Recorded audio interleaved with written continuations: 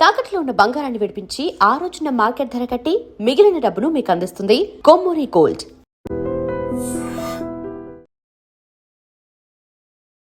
దీని పోషణ మేమే చూసుకోవాలి. ఇక ఇచ్చిన కాడికి తీసుకోవాలి, దాన్ని పోషించుకోవాలి, దాన్ని బతికించాలి, మేము బతకాలి.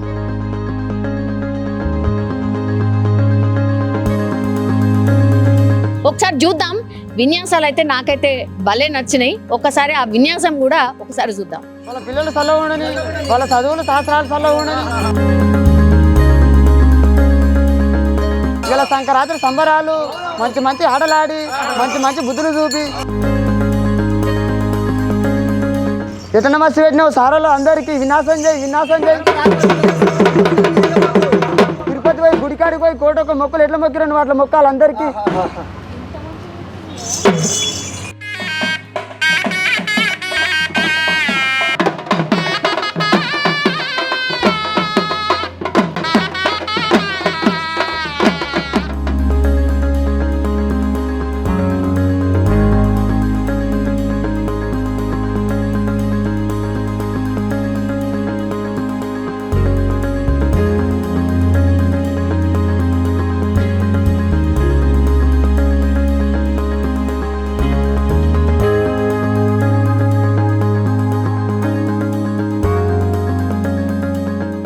సంక్రాంతి అంటేనే మనకు తెలుసు కదా, జనరల్లీ ఈ గంగిరెద్దుల విన్యాసాలు అనుకోండి, వీళ్ళ అన్నీ భలే హడావిడి ఉంటుంది యాక్చువల్లీ.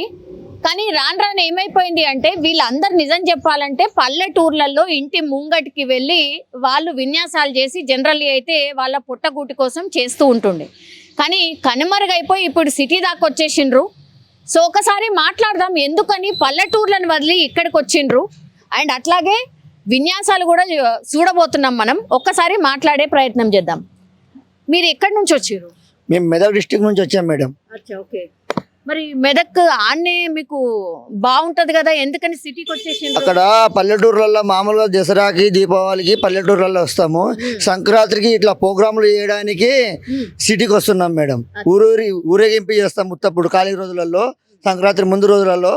సంక్రాంతికి ఏమో షూటింగ్లలోకి వెళ్ళిపోతాం మేడం. షూటింగా? శిల్పారంలోకి వెళ్తాము. మరి పల్లెటూరులో ఉండాల్సింది, మరి ఇక్కడికి వస్తే పల్లెటూర్లలో గిట్ట ఉండేటివి ఉంటాయి మేడం. అక్కడ గిట్ట అక్కడ ఉండే వాళ్ళు అక్కడ ఉంటారు, ఇక్కడ వచ్చే వాళ్ళం ఇక్కడ వస్తాం. జనాభా బానే ఉందా? అంటే ఈ విన్యాసాలు నిజంగా అంటే లేకుండా పోతున్నాయి కదా ఒక్కొక్కటి. మా వాళ్ళు ఇక్కడ చదువుకోవడం వల్ల రోజు రోజుకు ఈ విన్యాసాలు చేయలేకపోతున్నారు. ఎందుకంటే మానుకుంటున్నారు అందరు. ఇక తగ్గుతున్నాయి. పెద్ద మనుషులు లేరు కదా అంతగానము. ఏమున్నా కన్నా అంతనో ఇంతనో మేమే చేస్తున్నాం, కానీ వేరే వాళ్ళు అయితే తగ్గించుకున్నారు చాలా మట్టుకు. అయితే కొంతమంది చేస్తున్నారు. మస్తు పెద్ద గ్యాంగే ఉన్నది మీరైతే. ఉన్నది మేడం. రావాలి కదా సంక్రాంతి అన్నప్పుడు గంగిరెద్దులు వాడించకుండా ఎట్లా ఉంటది, బాగుంటది కదా అని వచ్చాం. అంటే మామూలుగా మీకు అందరూ ఇప్పుడు మీరు ఇంటి ముంగడికి వెళ్ళి మామూలుగా ఈ విన్యాసాలు చేస్తూ ఉంటారు. నిజంగా వేసే వాళ్ళు ఉంటున్నారా? వాళ్ళు వేస్తారు మేడం, వేస్తారు. ఎందుకు ఇయ్యరు? తక్కువ అయిపోయినారు కానీ ఇచ్చేవాళ్ళు ఇస్తారు, ఏ వాళ్ళు ఇయ్యరు. ఇక అంతే.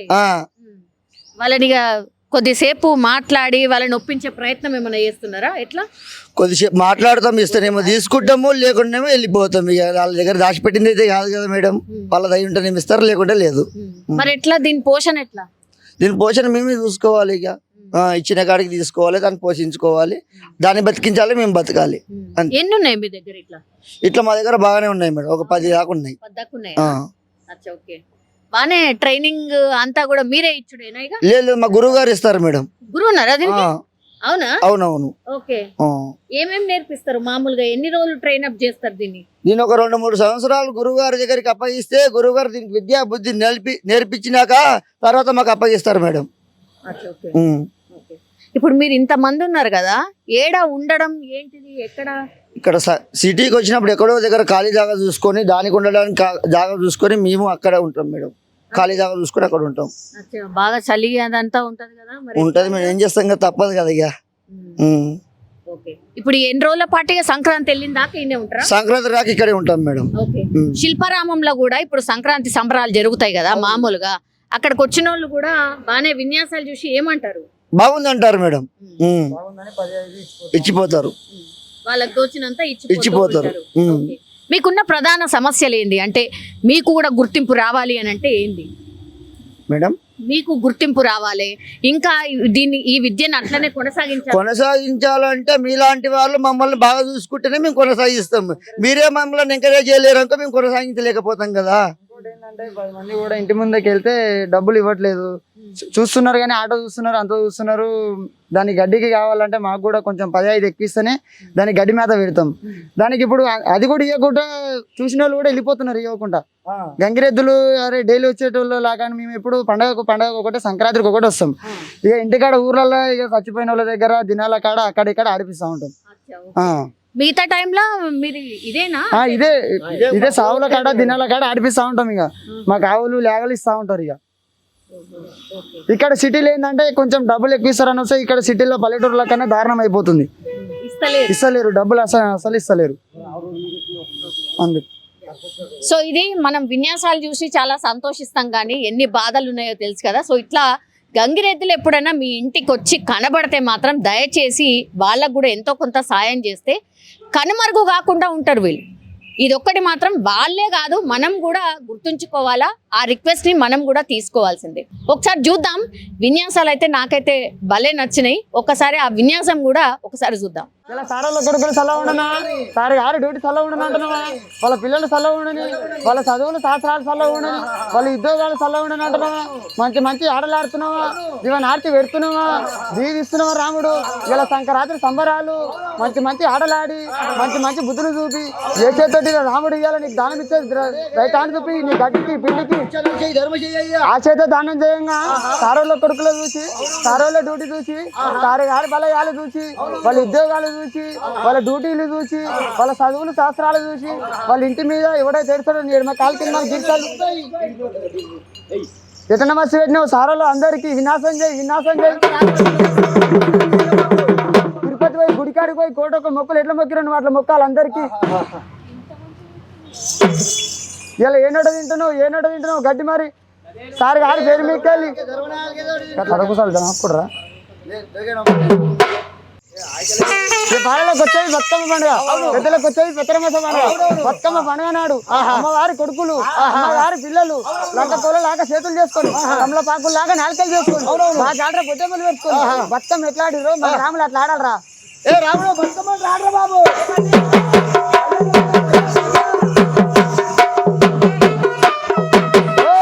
రాముడు బలాదురు బతుకమ్మ ఆడిపిస్తానికి అక్కడ వారు పెడుతున్నాడు, అలిగిపోతుండే అంటున్నావా. పెళ్లి పిల్లగాడు పెళ్లి పిల్ల 6 ఏళ్ళకి చుక్కకి ఎట్లా పోయిర్రు మన రాములు అట్లా ఆటకు సరదా పోయిందిరా. ఆటకు పోయింది రాముల్ని పగ్గం బట్టి పట్టుకొస్తున్నావా, కోళ్ళ బట్టి కొట్టుకొస్తున్నావా, ఇద్దరం కలిసి ఎత్తుకొచ్చి బట్టలో వండవేద్దామా.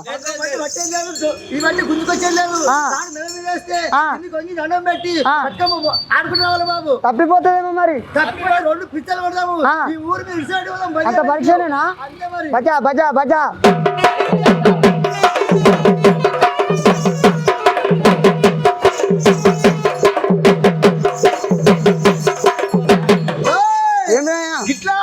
గీరుడు కాదు దానికి ఆతం లేచిందంటున్నావా. పక్క సొప్ప తిన్నట్టుంది కిందికి మీదికి పాతం లేచిందంటున్నావా. పాతం చేయలేదురా. డోలకు దెబ్బ కొడితే సన్నాయిలు ఒక పాట పడితే మన రాములు అట్లా దస్తు చూపుతుందిరా. రాముడు బతుకమ్మ పాట పాడు బాబు.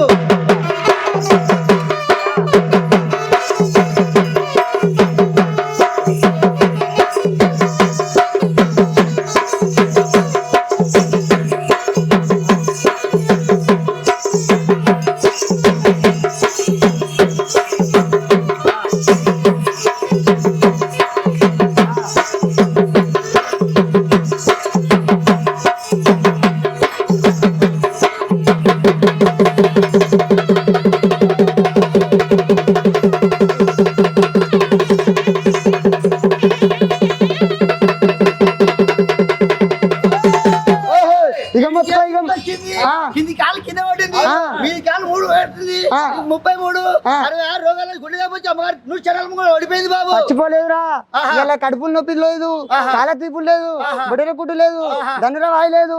ఇలా ఎట్లా చలిగి పండుకో రావాలంటే అట్లా చలిగి పండుకుంది. పండుకునే రాములకు యాదంగా పరిష్కారం బాబు లేవాలంటే. అమ్మగారు మాట మీకేనే లేస్తుంది, లేకపోతే లేవదు. దాని గడ్డికి పిండికి ఇస్తాంటేనే లేస్తుంది, లేకపోతే అలిగి పండుకుంటుంది. అమ్మగారు ఇగో బాలలకు వచ్చేది బతుకమ్మ పండుగ రోజు. వాళ్ళ బిడ్డలు, వాళ్ళ కొడుకులు, అమ్మగారు కొడుకుల్ని, అమ్మగారి బిడ్డని పెళ్లి చేసిస్తే, అమ్మగారి బిడ్డని పెళ్లి చేసిస్తే ఒక ఊరికి ఇస్తే బంగారం పెట్టమ్మా అని.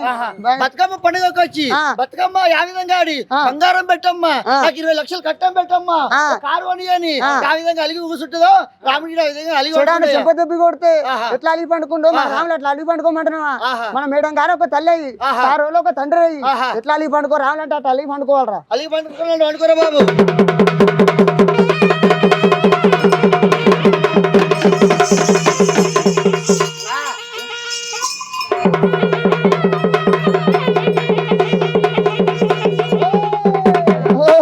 ఇక మొత్తుకో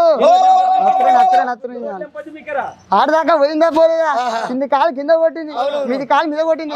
ఇప్పటిదాకా కూడా ఒకసారి అని దీన్ని నమ్ముకుంటురా, వేరే దాని అయితే ఇప్పిస్తా అని అన్నాడు.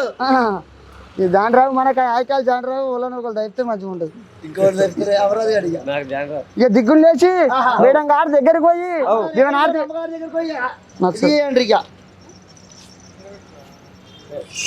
లేరా బాబు ఇక అయిపోయింది. లేరు ఇక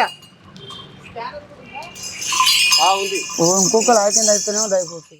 సో విన్యాసాలు చేస్తుంది అని చెప్పిన కదా, విన్యాసాలు ఎంత మంచిగా చేసింది. ఈవెన్ బతుకమ్మ కూడా ఆడింది. ఒక్కసారి అంటే వీళ్ళ బతుకు చిత్రం ఎట్లుందో మనం కల్లారా చూసినాం కదా. ఒకటే నేను రిక్వెస్ట్ చేస్తున్నా, ఎవరైనా సరే ఇట్లాంటి వాళ్ళు కనబడ్డా, ఇట్లాంటి అంటే పండగ పూట ఇలాంటి వాళ్ళు ఎవరు వచ్చినా సరే, గంగిరెద్దులు మీ ఇంటికి వచ్చినా సరే ఒట్టి చేతులతో మాత్రం దయచేసి పంపించకండి. ఇగో ఇక్కడ స్కానర్ కూడా ఉంది. It's a request. నేను కూడా జస్ట్ ఇప్పుడే స్కాన్ చేస్తూ ఉన్నా. సో ఎవరు మీ ఇంటి ముందర ఇట్లా గంగిరెద్దులు కనబడకుండానే పోతున్నాయి, కనుమరుగైపోతున్నాయి. వీటిని బతికించాలంటే మాత్రం ఖచ్చితంగా మీరు కూడా మీ వంతు సహాయం చేయండి. ఇది మాత్రం సంక్రాంతి పండగ సందర్భంగా మా తరఫు నుంచి కూడా రిక్వెస్ట్.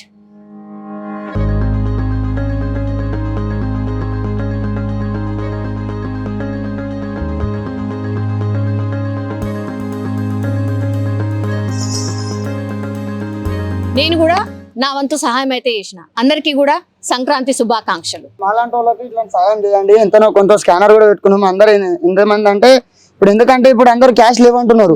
ఎవరు చూసినా అకౌంట్ లోనే డబ్బులు మెయింటైన్ చేస్తున్నారు కాబట్టి అందుకోసం మేము కూడా స్కానర్ పెట్టుకున్నాం. మాకు కూడా 10 or 5 దానం చేస్తే మా రామునికి దాని గడ్డికి పిండికి అయితే మాకు కూడా ఎంతో కొంచెం ఉపయోగం పడుతుంది. దానికి పెట్టాలన్నా మాకు పెట్టాలన్నా ఇప్పుడు ఎవరు చూసినా డబ్బులు లేవంటున్నారు. ఈ స్కానర్ అందుకే స్కానర్ పెట్టుకున్నాం. ఎంతనో 10 or 5 ఇస్తే మేము కూడా బతుకుతాం దాని పుణ్యాన. అందుకే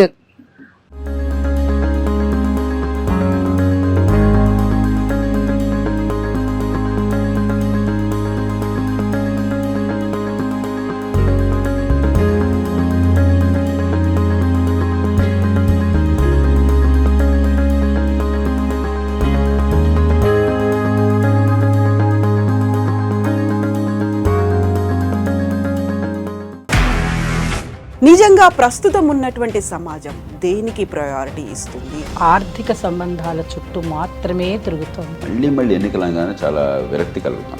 మంచి అనిపిస్తుంది కదా, లేడీస్ కూడా ఛాలెంజింగ్ జాబ్స్ చేసినప్పుడు చాలా బాగుంటది. ట్రాఫిక్ అసిస్టెంట్స్ గా నియమించిన ట్రాన్స్జెండర్స్ అందరితో సాల్యూట్ చేయించుకుంటున్నారు. ఫుడ్ డెలివరీ ఇవ్వటానికి వెళ్ళినటువంటి డెలివరీ బాయ్ అనిల్ పై కళ్ళ ముందు